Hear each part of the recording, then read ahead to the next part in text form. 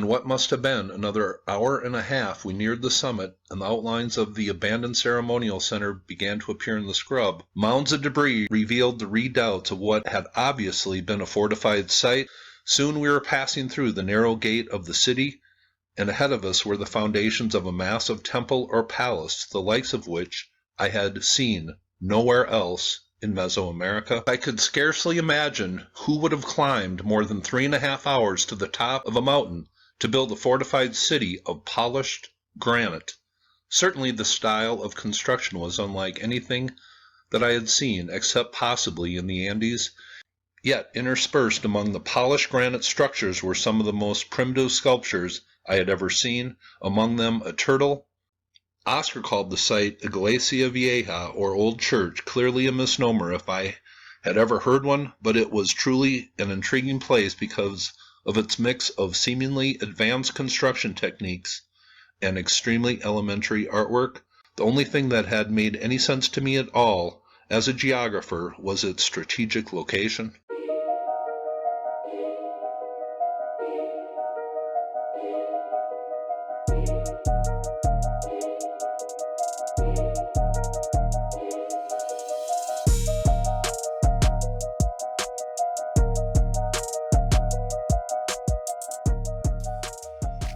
One of the most unusual and unrecognized pre-Columbian sites in all of Mesoamerica are the ruins of the Old Church, or the Mayan archaeological zone traditionally called Iglesia Vieja. The ruins are located 4 kilometers north of the modern-day city of Tonala, which sits on a series of plateaus more than 700 meters high atop the Sierra Madre mountain range. The area features more than 80 structures and upwards of 30 unusual non-Mayan sculptural monuments. The site has no ancient name and seems pyramidal, but it is not included on the list of any Mesoamerican pyramids. But strangest of all, the ruins feature megalithic polished hewn granite stones. The only site in all of Mesoamerica building from such material. However, there is another largely unexplored area nearby, said to have exactly the same features: the puzzling underwater anomalies off the western shore of Cuba. Paulina Zielinski, the oceanographer who discovered the site in the early 2000s, described the area as such in an interview with Linda Moulton Howe of Earth Files. Samples that we recovered from the ocean bottom have justified our structures that we call megalithic structures. The samples are granite stone, completely polished, with some incrustations of fossils. The fossils of organic creatures that normally live on the surface, not on the ocean bottom. This is very interesting because this is evidence that the whole surface sank to the depth of 2,295 feet, or about a half mile down.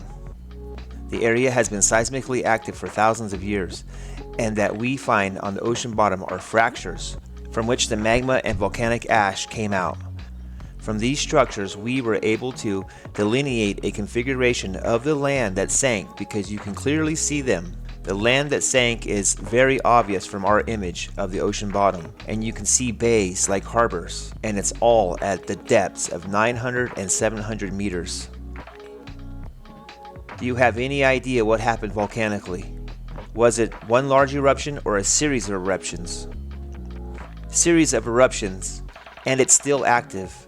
A series of eruptions that created major tectonic movement to such a degree that land is sinking. For example, Cuba has sank and re-emerged a couple of times. It's very obvious that the land that was joining that is now on the ocean bottom is land that was joining Yucatan and Cuba. But we saw on the ocean bottom the bays and coastal lines of the island that sank. We think there was a series of islands between Cuba and the Yucatan. There could have been sinking 15,000 years ago. That's one thing, the stone we recovered from the ocean bottom is very polished granite. So geologically, megalithic granite structures, is totally foreign to Cuba, but it is also not known in Yucatan because Yucatan is also limestone, not granite. Granite is found only in the center of Mexico.